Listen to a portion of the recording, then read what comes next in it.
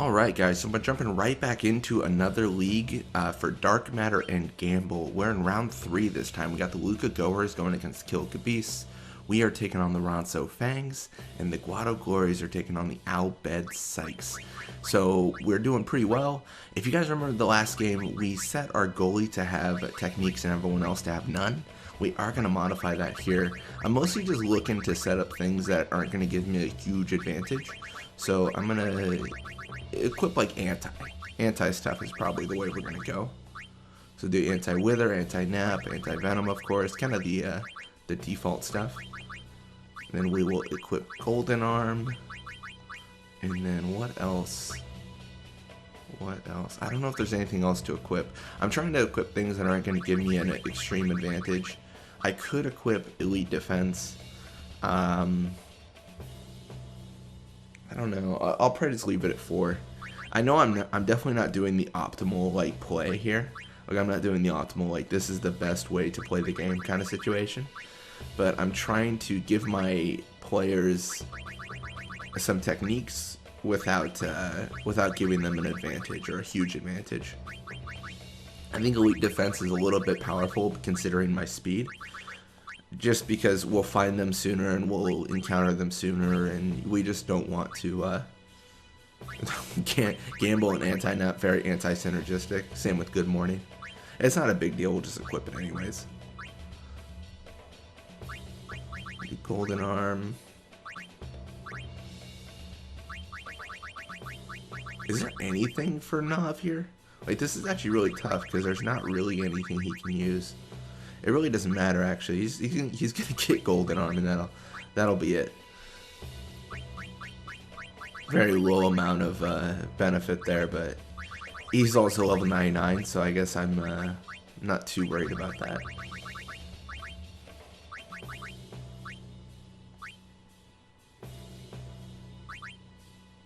Really what this is just us equipping as much anti-stuff as we can. Because it's nice to have, and it also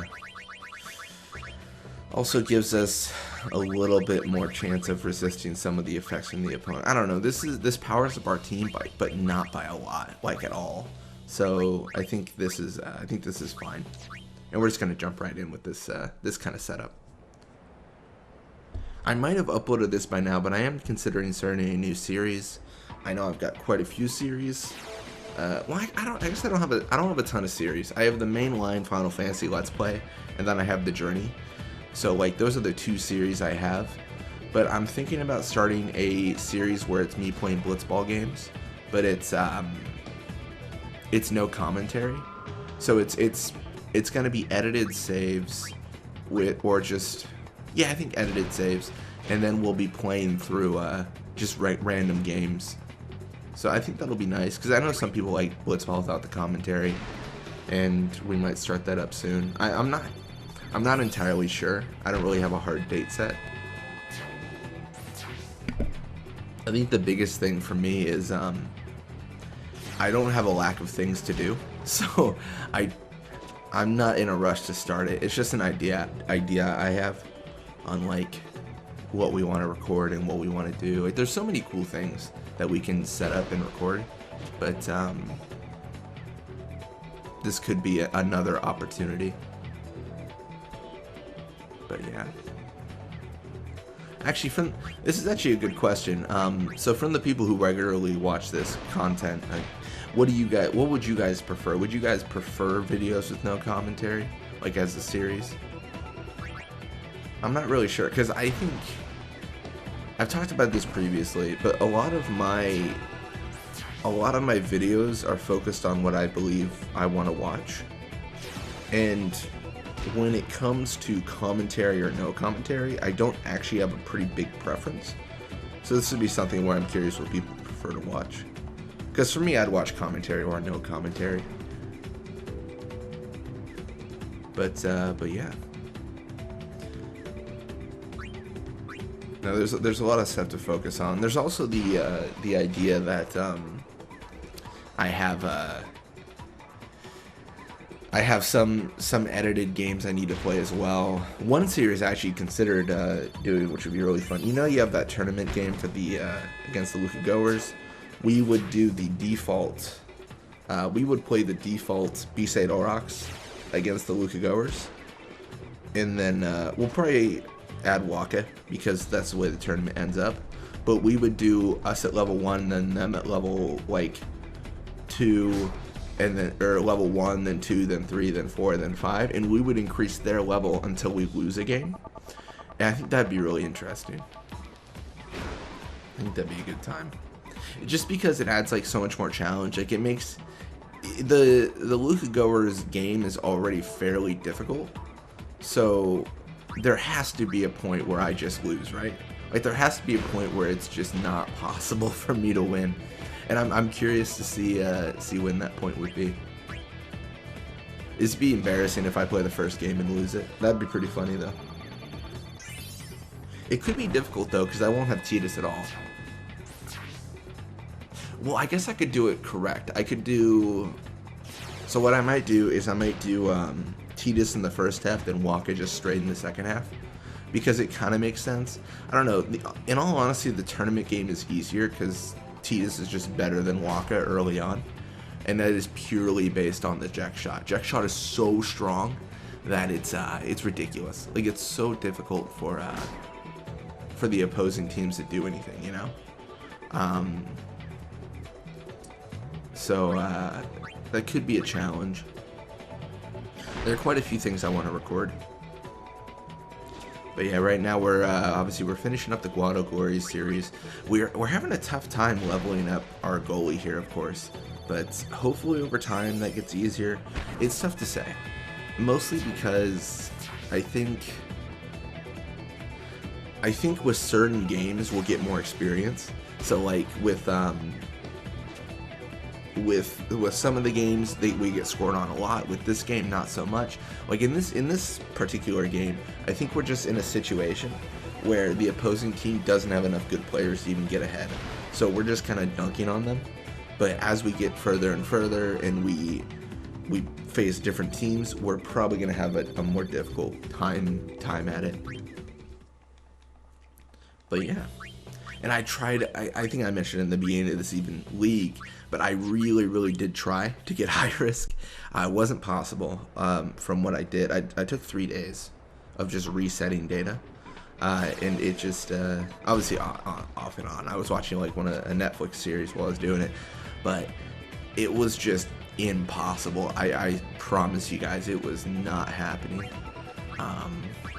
We're taking huge risk here. Essentially, we're giving them the ball here.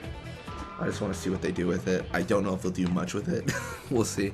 But yeah, I did a lot of resetting of the league games and the tournament games, and I think it's a league prize. I think it's second. I think I mentioned this before, but I believe it's second place league prize with a small chance of appearing because there's a pool of techniques. So it's one of those things where it's the odds like compact, not in your favor.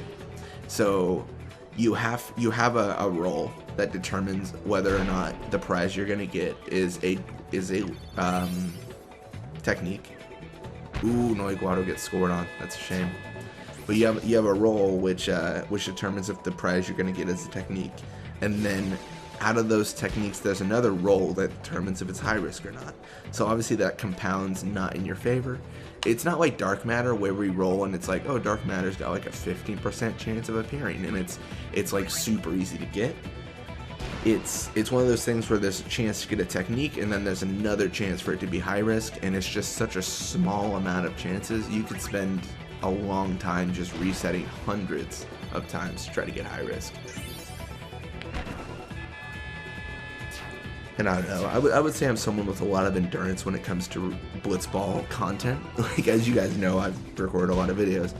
But even that, I was like, I'm done. Like, at day 3, I was just like, there's no... It felt that I had put off recording so long that it would almost be quicker for me to just play the games and then naturally hope to encounter it, which is super low of a probability, but it's still like some chance, you know what I mean? Like it's a little bit of a chance, and it's a lot easier than resetting 1,000 times, because that was rough. That was very rough.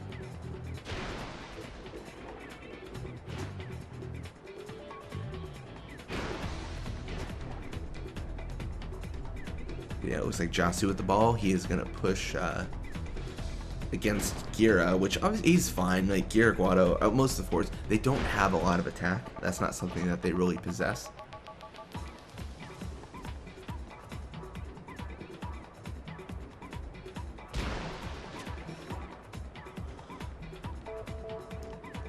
Alright, we're going to try to set up Gira here. I don't know, we're already 6 points up, and they've got like 1, so I guess we're 5 points up then, but they are not in a good spot. Like, this is looking like a pretty clear victory for us. I mean, let's be honest, it looked like a pretty clear victory in like round 1, or this first half when we were just killing them.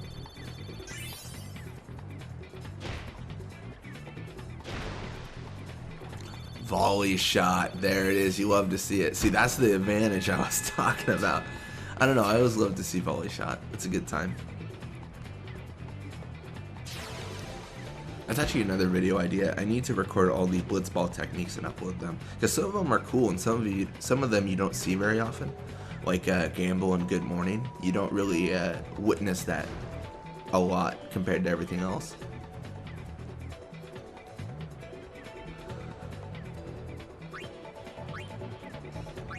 We're gonna pass to Gira. I mean, this game's pretty much over, so we'll let Gira swim around for a little bit, and then we'll move on to the next game. Well, obviously not the next game yet, but we'll move on, to say the least. But yeah, we got a little bit of experience for us. It's a good time. Rin level 64. A lot more for them, it looks like. Looks like Balgurda's contract with the Luka Goers has expired. Keo now with the Luka Goers, 12 games. Bixen's contract expired. He's going to stay with the Ronso Fangs.